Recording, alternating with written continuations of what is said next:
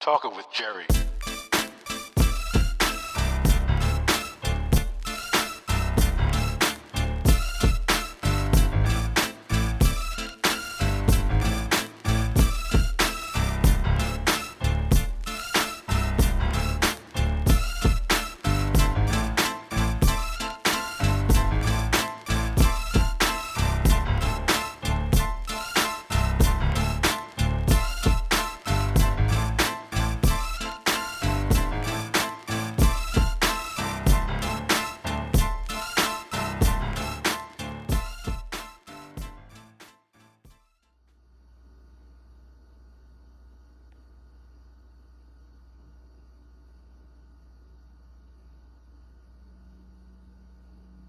Has gangsterism turned some of our communities into war zones?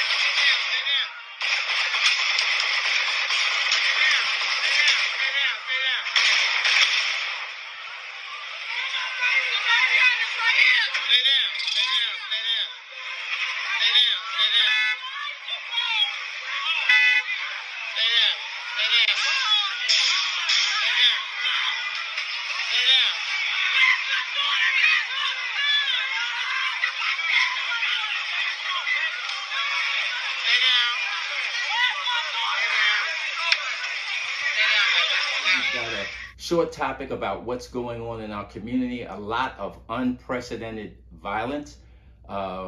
Just today there was the funeral for Takeoff from the Migos, and there's been a number of entertainers who have spoken out on what is going on in the community overall. So I thought that this is a timely topic. So let's get started. Like and subscribe. Don't forget, this is going to be interesting.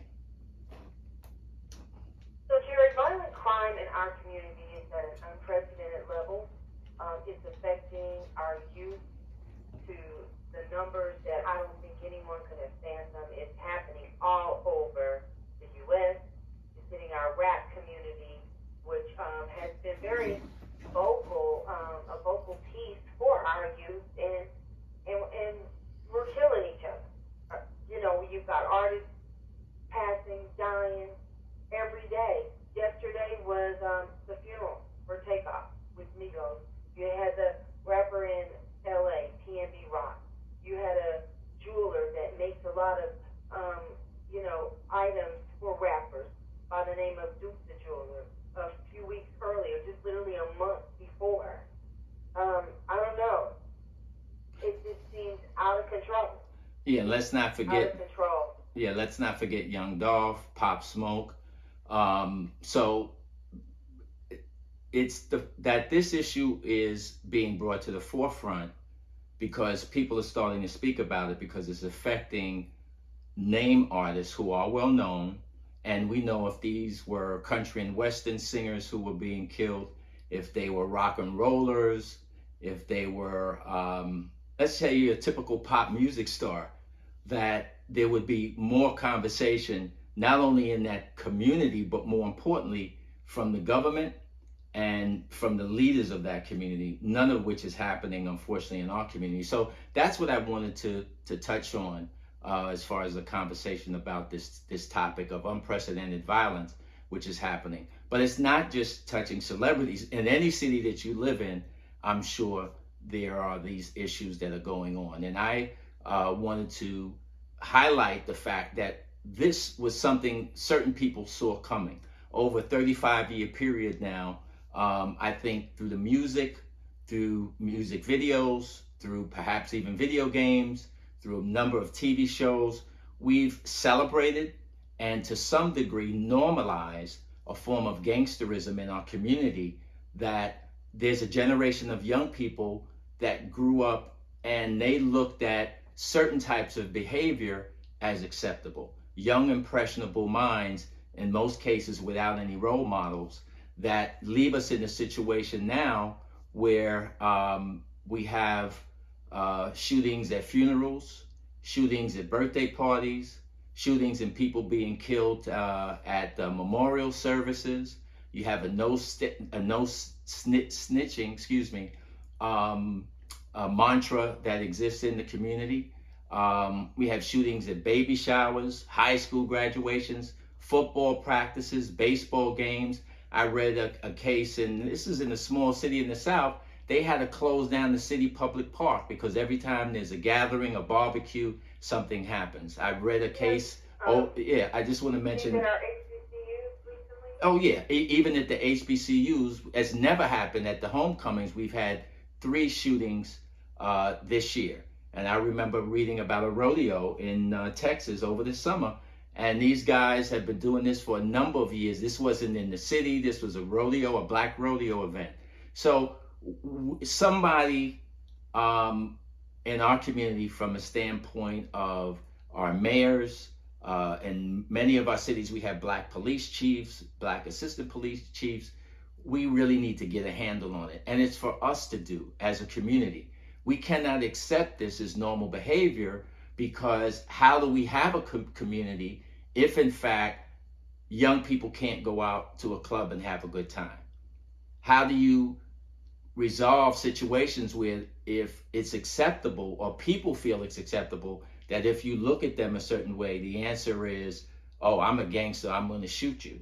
Or if you make a comment to someone because they're looking at your wife or your girlfriend the wrong way, you have to feel that this is going to result in you being killed or your girlfriend being shot. Because we see grandmothers, young children, pregnant women. These are things that never existed in our community before, or even in the United States overall. Even, Al Capone in his heyday, the New York Mafia with the 5 families, whether you go back to the Genoveses or when John Gotti with the Gambino family in their heyday, these things just did not happen. Of course, occasionally there were innocent people who may have been on the street, who got hurt, who got shot, but it wasn't an ongoing occurrence. And that is what is adversely affecting us as a community. And if rappers are now and entertainers or hip hop artists are threatened to the extent that they're uncomfortable, how do they think the rest of the community feels? Because they may live in a nice gated community somewhere else and come. What part of all of this does the rap music play? When you go back to years ago in the early 90s, when artists such as the Ghetto Boys and the Two Live Crew were all being taken and hemmed up in Congress behind their music, behind their lyrics, and as we've progressed, and those artists were speaking upon what they were seeing as a result of the crack epidemic that took place in our community. A crack epidemic that took place in our communities that brought the crack over. Somehow it got here. We didn't own the boat, but that's another topic. And then from there, you have the rappers speaking out about what's happening in their community. And from there, it kind of started to paint a little picture of is it live or is it Memorex? And then you've got these young kids that for the last, like you said, 30 years, that's all they've been listening to. Right. Well, before we go to some comments that I want to play by Young Jock, who's a actor, who's a radio personality, a rapper, and has been on Love and Hip Hop. As you just mentioned, why is it gotten this out of hand, where it's all over the country, and we're seeing black males as young as 15 and 16 acting out this type of behavior? Is it a form of some individuals being brainwashed? Is it a situation where people from a young age, or even several years after being a teenager, when they started to consume certain types of music, hearing it in their ear over and over again, did that impact them? Well, we know studies have been done by psychologists and by the CIA and by other organizations that if you keep saying to someone something over and over again, they may act on it or they believe it. We even see that in our political landscape, where someone went and voted, they believed that everything was normal. They voted 4 years before. And then because their candidate lost the election 2 years ago, all of a sudden, because they're hearing on Fox News, they're reading something online, their neighbor is telling them all these conspiracy theories, what do they believe? Now the election was stolen. There's voter fraud. The election is fake. The same place they went and voted for the last 20 years, 10 years, 30 years, all of a sudden there's some corruption. Well, that's because they kept hearing this over and over again. And of course, seeing certain types of videos over and over again, as well as we just mentioned, listening to music that may be negative and just talking about violence is going to impact your behavior. Absolutely, because those video games will have you run an airplane into a building, 9/11. Of course. And I grew up in a generation where we, because of the Black Power movement and Black Pride, we called each other brother or my man or what's up, bro. But if you have a generation of kids saying what's up, nigga, or what's up, that's my nigga, and that's every other word out of their mouth when they refer to somebody, it's easier to pull the trigger on a nigga than it is on your brother. So there's been so many things. C. Dolores Tucker spoke on this many years ago. Bill Cosby did, and Bill Cosby was attacked. He wrote a book, Come On My People, where he was trying to highlight certain things that he was concerned about, down to pulling up your pants and making a plan for your life and staying on the right track. And even a lot of black academics and others from the conscious community attacked Bill Cosby.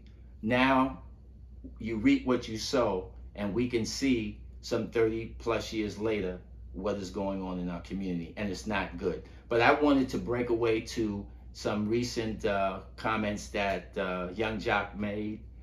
He is a rapper out of Atlanta, also a radio show personality.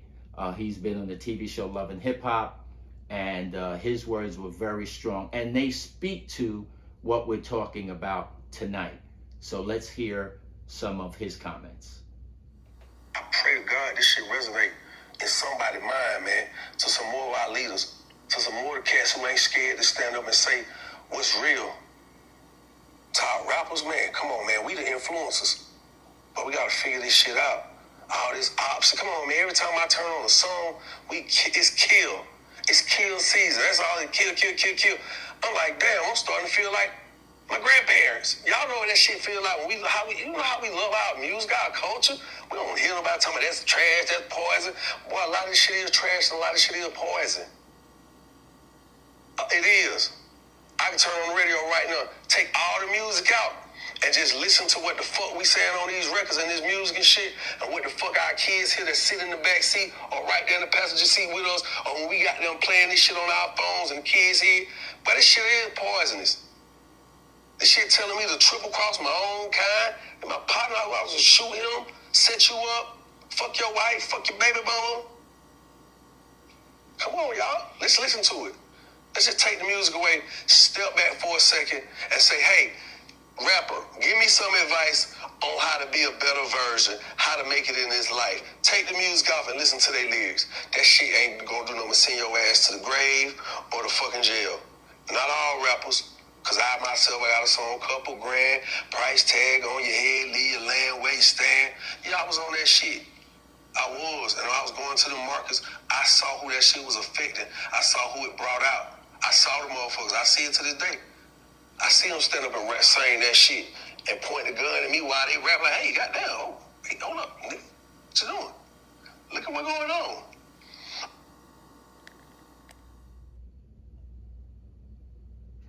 Wow, that was some strong words, and he hit the nail right on the head. I mean, he just hammered it home. Yeah, and absolutely. But what now? Good question. What now? Well, what now? Unfortunately, we have to stop making excuses, and I think Jock was kind of saying that, and things that he's aware of, and as a younger person, he's speaking out on, but we're lacking for leadership in our community as a whole. Back in my era, I keep saying my era, we did have black leaders who I think if we had these types of challenges, whether you like them or not, whether it's a Jesse Jackson or some religious leaders or others, I don't want to say their names, we might have had a movement to try to deal with this. But because we have no leadership in our community today on the national level, because our leadership historically has been decapitated or in many cases assassinated, we're in a very tough spot. But the one shining light might be the fact that in a lot of these cities, we have black mayors, you have black police chiefs, black assistant police chiefs, and it has to be for them to take this on to try to solve this. We can't have a community if we have 50% of homicides that are happening to us, to young fathers, to pregnant women, to grandma, to little children unsolved, because then what you have is serial killers running around your community. If there's a no snitching rule and you see someone take someone's life, now if it's a police officer doing it, everybody's got their camera out, and rightfully so. But we cannot continue to have a community that is unsafe, because who's going to move into our community? Who's going to open a business? Even in Harlem, where I'm from, on 125th Street by the Apollo, the Dwayne Reed, the big drugstore that people in the community worked for years to get that store up there in the community so people would have it, they closed because of thefts and some other incidents. I recently read that I believe it's Wawa, or it's another chain. I don't want to for certain say it could be Quick Trip. It was another big gas station store chain. In two major cities at night, they're closing their stores that are close to the inner city. So the results of this, if we don't get a handle on it, are not going to be good. And as I said, who's going to want to move into our community, and how could we begin, or black men begin to fix up the community unless we take this issue on and solve it? So I want to now go to some other comments by Fat Joe, who also spoke up on this issue. I want to commend him for his comments. He once again had some things to say that I think we should take a listen to. So let's listen to Fat Joe. I used to stick people up. I used to rob people. I'm being honest. I'm not trying to front with y'all. I'm not against him robbing them. Call them, rob them. Why you gotta kill them? I agree. Why you gotta kill them? And that's what bothers me. And not only destroy that family, this ain't nothing to laugh about, y'all. Not only destroy that family, but what about the other families that are sitting in Roscoe's and they see somebody get their brains blown out in front of them? You destroy the whole village with one shot. So my thing is, when you go to LA, they got a rule called check it, something, right? Why don't the check-ins check in ahead of time? You know, when you go in your hotel, your keys are ready? Why don't the OGs tell them, hey, rob them, don't kill them? Don't kill them. And why do we hate us? Right? Why are we not happy about people that come from where we come from being successful? Why we want to kill them? So in your opinion, what's the best way for rappers to still stay in the hood after becoming successful without getting harmed? Right now, you need security. Okay. That's the bottom line. And legit security. Not your man to hold a hammer. You be on CNN. Rappers are the endangered species. We getting hit up by the police, hit up by the feds, and we getting hit up by our own for being in our hood trying to show love. So it's so dangerous to be a rapper these days. It's the hardest job out there right now. They trying to put you in jail, or these your own people trying to kill you. And so what happens is people get mad at themselves. They get mad that they didn't accomplish stuff in life. They look at themselves, they say, damn, I'm 40 years old, 50 years old, I ain't got nothing. Here come this brother who got a beautiful wife, a beautiful family.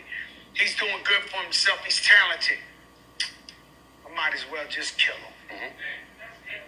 It's disgusting. This is OG Fat Joe having this conversation, because Young Joe, most rappers used to clown other rappers for having security back in the day. Oh, no. Wow. Well, he also hit the nail right on the head. Yeah. And my point with this is, if you have, someone like Fat Joe commenting on about being shook about what's happening in the hood, remember when individuals like Fat Joe and others, are in certain places, they have security people with them. they live in more safer areas than where they probably grew up.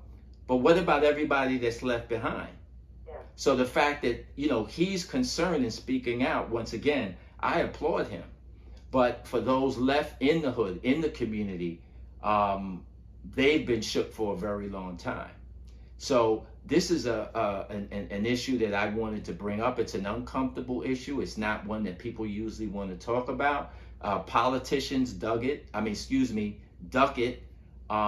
and naturally so, because if they are members of a certain party, if they don't have a solution, they're going to get fingers pointed at them.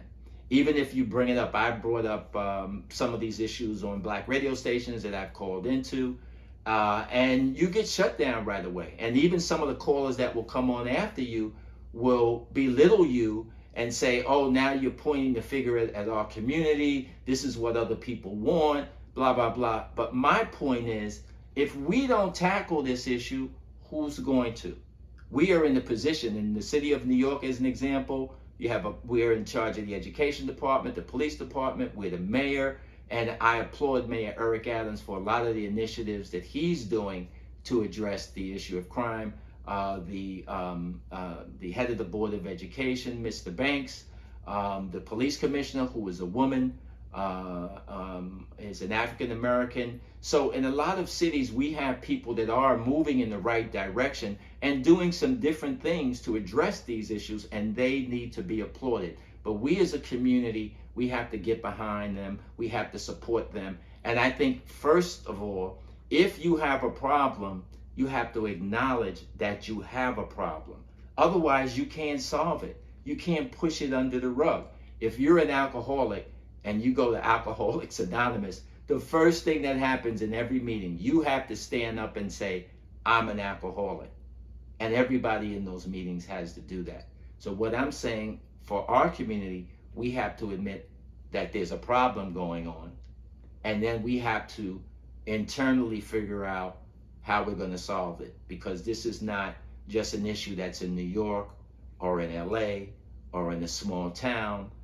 It's everywhere. And we have to go back to feeling comfortable in our community, so that We have to be our own catalyst. right, so that we, no matter what we want to do, we can feel normal again and do the everyday things that everyone else wants to do. And if we don't address this issue, my prediction is what will come next will be worse, because either the problem will get worse if we don't ignore it, or if we get the wrong president in office or the wrong people, even in other forms of leadership in the country, as a governor or some mayors, the type of policing and the type of reaction that they may have may be so adverse that the war on drugs will look like a picnic compared to what they will do. So that's our topic for tonight. It's a little controversial, but it needs to be said. And I'm hoping that some of our leaders around the country speak up on it and begin to address it so we can do something about it. Thank you. Don't forget to like and subscribe. Good night.